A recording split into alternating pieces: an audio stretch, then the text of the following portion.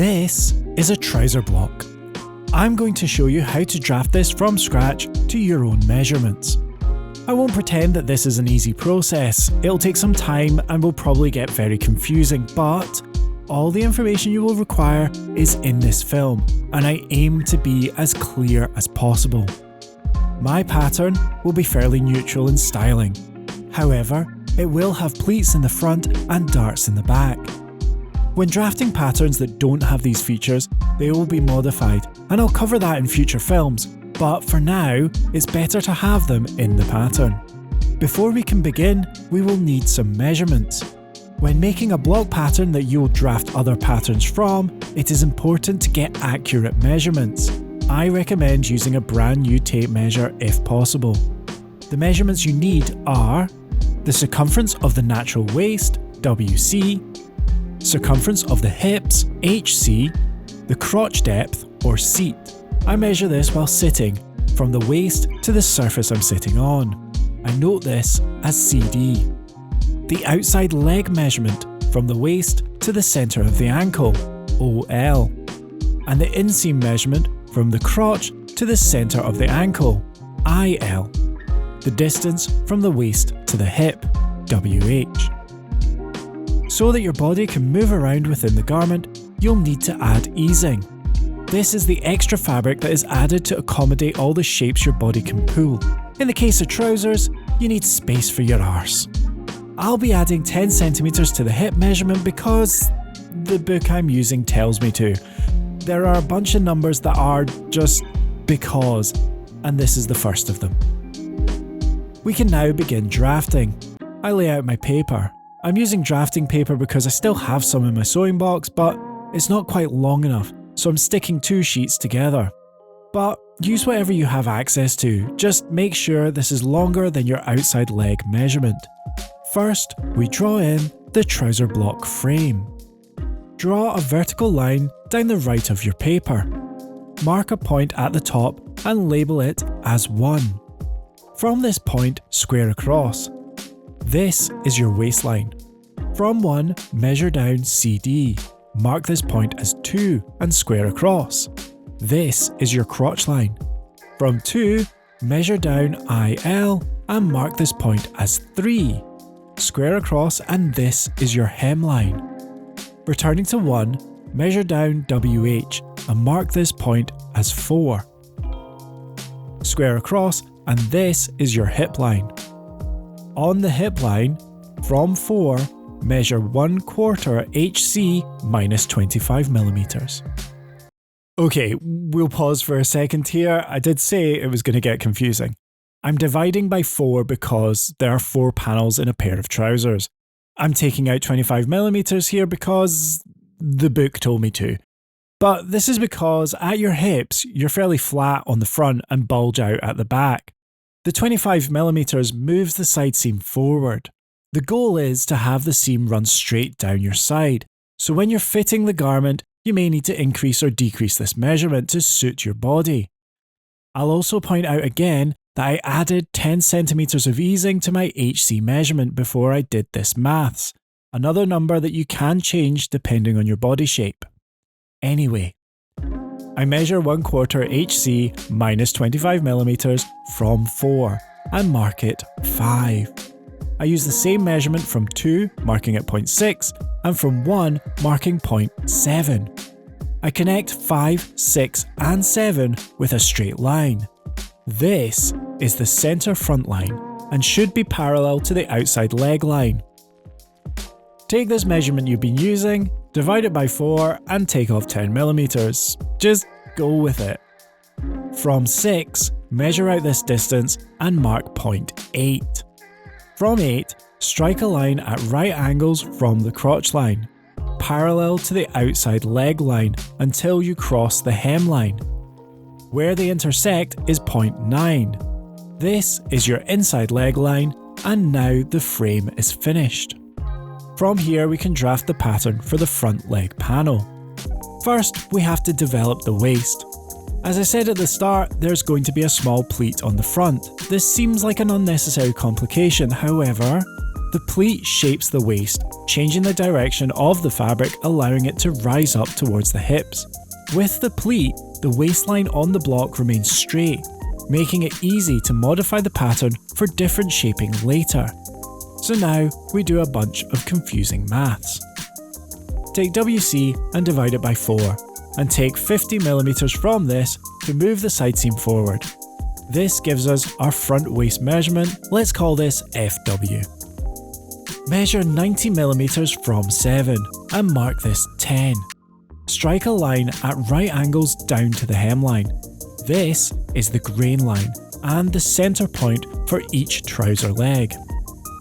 From 10, measure 40mm and mark point 11. This is where the pleat ends. Take 90mm, the measurement from 7 to 10, from FW and take a further 15mm from that. It's going to work, I promise. Use this measurement from 11 and mark point 12. Now join 12 to 4 with a flowing curve. You may want to use a French curve for this, but I'm freehanding it. I'm also going to switch pen, as this curve is part of the final front leg pattern. Now we can shape the leg.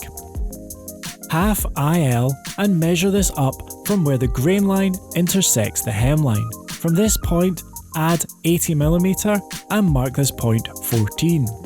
Strike a line at right angles, and this is the knee line, another measurement that can be customised to match your body.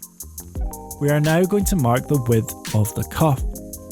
I'm taking my measurements from the book, which is 110mm on each side of where the grain line intersects the hemline. These are 15 and 16 respectively. As I said, I want this to be a fairly neutral pattern, so once I get into the fitting of the toile, I'll make modifications to get the cut I want. But for now, I just need a starting point. Where the knee line intersects the grain line, I'll also measure 110mm towards the inside leg and 120mm towards the outside leg. These are marked as 17 and 18. I can now draft the inseam. I connect 15 and 17 with a straight line, and then join 17 and 8 with a flowing curve. For the side seam, I connect 16 and 18 with a straight line, and draft a flowing curve from 18 through 2 and finish at 4. We can now shape the crotch. From 6, strike a line at 45 degrees. Measure out 30mm from 6 and mark this point 13.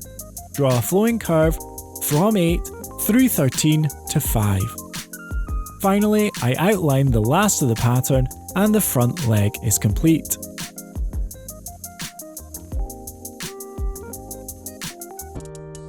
The back pattern is drafted on top of the front pattern, and I'm going to switch to a third pen when it comes to marking the outline of this pattern. First, extend your centre front rise line beyond the waistline. From 7, measure up 50mm and mark it as 19. Extend the waistline beyond the outside leg line, and from 1, measure 50mm and mark the point 20. From 19, strike a line at right angles and measure 45mm towards the outside leg line. This is point 21. Join 21 and 20 with a straight line. Find the centre point of this line and mark it 22. Strike a line at right angles from this point and measure 85mm towards the crotch line and mark this point 23. From 22, measure 10mm either side, and this is the edge of your dart. Connect these points to 23. Extend both of these lines by 4mm where they cross the line, joining 20 and 21. Extending the dart like this means it will be a straight line when the sides are joined. Switch to your back pattern outlining pen and join up all these points to create your new back waistline. From 2, measure down 15mm and strike a line parallel to the front crotch line. This is your back crotch line. Mark where this intersects the inside leg line and outside leg line as 24 and 25 respectively. From 24, measure out 90mm and mark it 26. This is the back crotch point. From 5, measure up 30mm and mark it 27. Extend the centre front line through the back crotch line, and where they intersect, mark it 28. Strike a line at 45 degrees from 28. Measure 65mm from 28 and mark point 29. You can now draft a flowing curve from 25 through 28 to 26, joining 26 to 20 with a straight line. Returning to the hemline, we measure 125mm towards the inside leg line and 135mm towards the outside leg line, and mark them 30 and 31 respectively. On the knee line, measure 135mm towards the inside leg line and 138mm towards the outside leg line. Mark these points 32 and 33 respectively. From 25, measure out 20mm and mark it 34. I can now connect 30 and 32 with a straight line, and join 32 to 26 with a flowing curve. Finally, I can connect 31 and 33 with a straight line, and draft a curve from 33 through 34, finishing at 21, and the back leg panel is finished.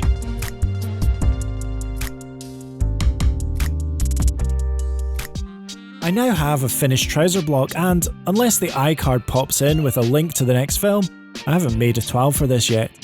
So I have no idea if this is a good block. Drafting the block is only the start of the process, and you should prepare yourself for various fit adjustments before you have a block that you can apply to your projects. If you have any questions about this part of the process, ask in the comments. I'll be happy to answer them if I can.